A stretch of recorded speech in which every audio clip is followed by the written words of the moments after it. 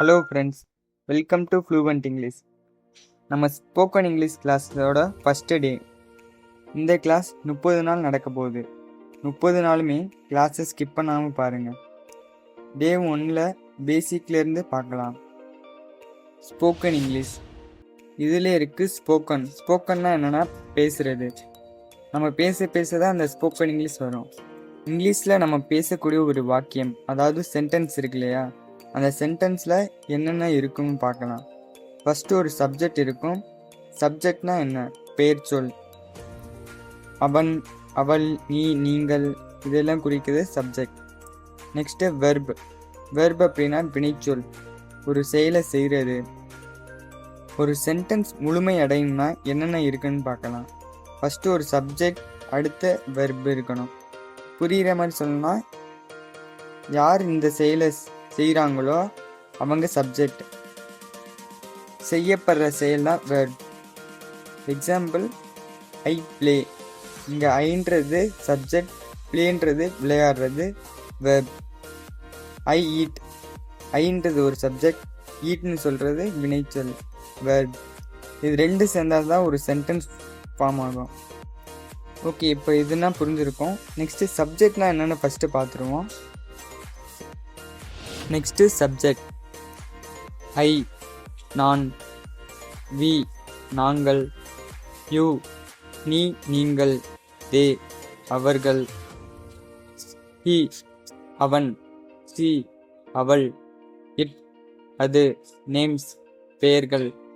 So இதெல்லாம் தான் இங்கிலீஷில் இருக்க பேசிக் சப்ஜெக்ட்ஸ். ஸோ இதை நல்லா தரவு பண்ணி வச்சுக்கோங்க. Next verb. இதில் 2 கேட்டகரி இருக்குது, action verb, state verb.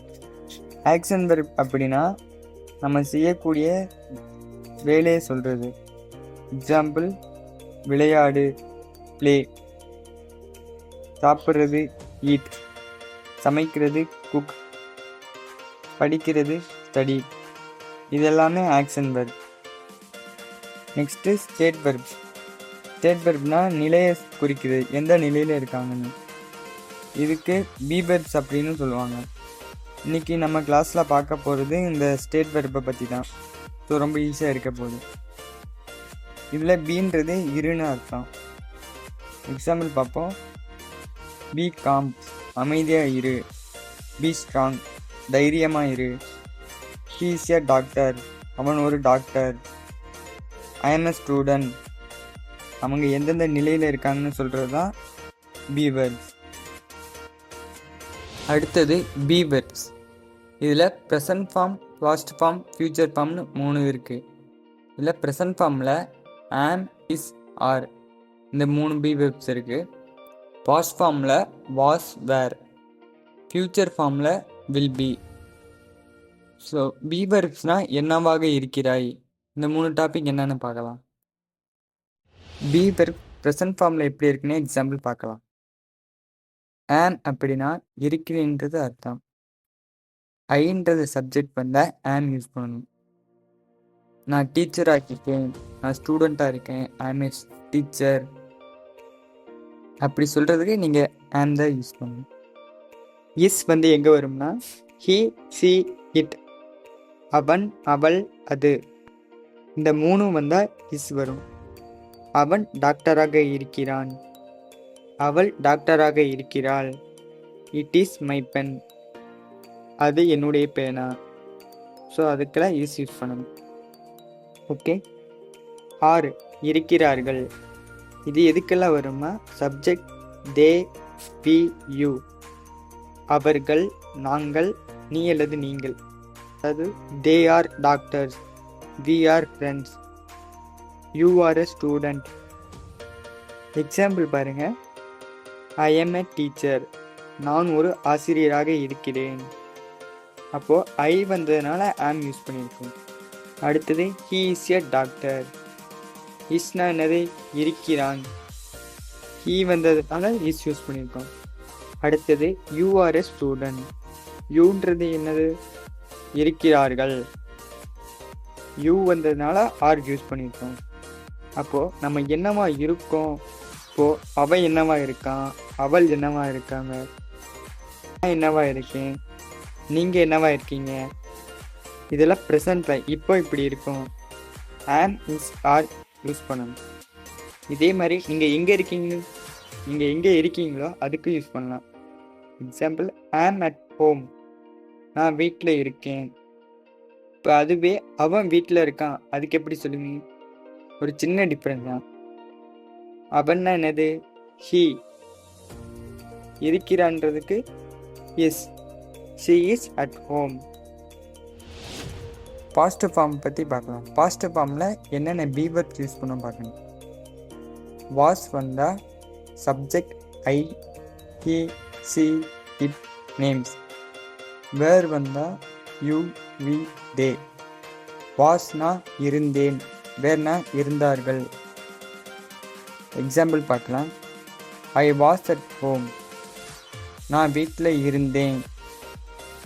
She was at home, அவன் வீட்டில் இருந்தான்.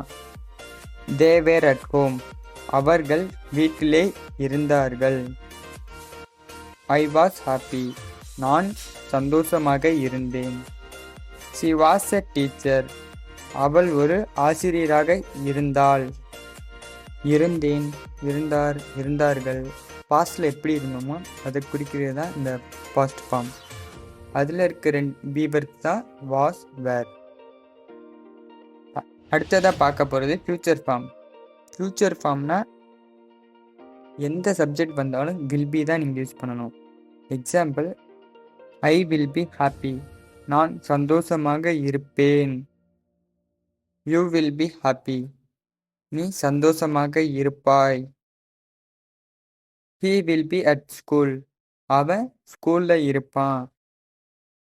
They will be at school, அவர்கள் ஸ்கூலில் இருப்பாங்க. ஃப்யூச்சரில் என்னவா இருப்பீங்க, எப்படியா இருப்பீங்க, அதை குறிக்கிறது தான் ஃப்யூச்சர் ஃபார்ம். அதுக்கு வில் பி யூஸ் பண்ணணும். இப்போ யாராச்சும் உங்களை கொஸ்டின் கேட்குறாங்கன்னு வச்சுக்கோங்க, அதை பி வெர்ப் யூஸ் பண்ணி எப்படி ஆன்சர் பண்ணலாம்னு பார்க்கலாம். First question, where are you? நீ எங்கே இருக்க அப்படி கேட்குறாங்க. I am at home. ஆம்னா இருக்கிறேன். எங்கே இருக்கீங்களோ அதை பற்றி சொல்லுங்கள். Next, are you happy? நீங்கள் சந்தோஷமாக இருக்கீங்களா? எஸ், ஐ எம் ஹாப்பி, நான் சந்தோஷமாக இருக்கிறேன். அவ்வளோதான். What is this? இது என்னன்னு கேட்குறாங்க. ஃபார் எக்ஸாம்பிள், நீங்கள் கையில் ஏதாச்சும் பென் வச்சுருக்கீங்கன்னா, இல்லை மார்க்கர் ஏதாச்சும் வச்சுருக்கீங்கன்னா, திஸ் இஸ் அ மார்க்கர், இது ஒரு marker. How are you? I am fine, நான் நன்றாக இருக்கிறேன். ஸோ இதே தான் வீவர்ஸ் நல்லா கற்றுக்கிட்டீங்க. ஸோ நீங்கள் என்னவா இருக்கீங்க, எப்படி இருக்கீங்க, எங்கே இருக்கீங்க, வீவர் யூஸ் பண்ணி பேசி ப்ராக்டிஸ் பண்ணி பாருங்கள், ரொம்ப யூஸ்ஃபுல்லாக இருக்கும். இப்போ உங்களுக்கான கொஸ்டின், அதுக்கான ஆன்சரை கமெண்ட்டில் சொல்லுங்கள். ஓகே ஃப்ரெண்ட்ஸ், உங்களுக்கான கொஸ்டின், நான் சந்தோஷமாக இருக்கிறேன், இது ப்ரெசண்ட்டில். நான் சந்தோஷமாக இருந்தேன், இது பாஸ்டில். நான் சந்தோஷமாக இருப்பேன், இது ஃப்யூச்சரில். இதுக்கு எப்படி இங்கிலீஷில் சொல்லுவீங்க? உங்களோட ஆன்சரை கமெண்ட்ஸில் சொல்லுங்கள். இந்த வீடியோ உங்களுக்கு பிடிச்சிருந்துச்சுன்னா லைக் பண்ணுங்கள், மறக்காமல் ஷேர் பண்ணுங்கள். நம்ம சேனலை இன்னும் சப்ஸ்கிரைப் பண்ணாமல் மறக்காமல் சப்ஸ்கிரைப் பண்ணி வச்சுக்கோங்க.